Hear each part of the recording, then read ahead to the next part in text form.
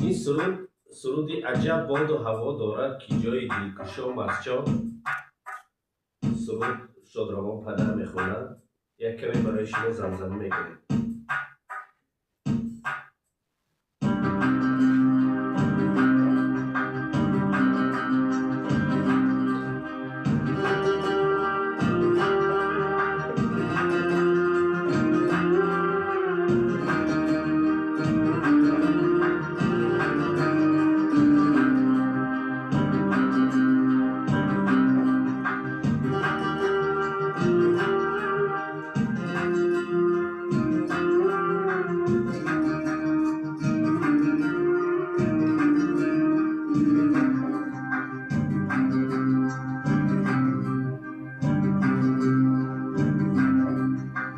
عجب باد هوا دارد که جایی دلکشا مسجا.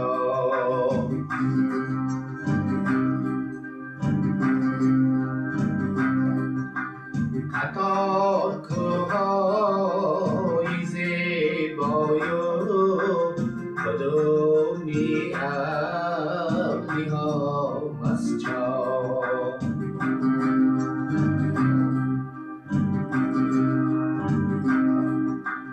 محمد خواجه از گلشن مسافر گشته در مسجا.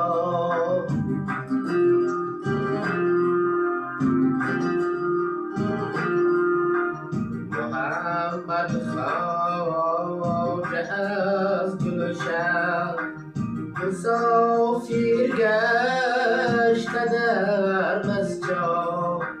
برفت اکنون زیارت کن زیارتگاه ما مسجا.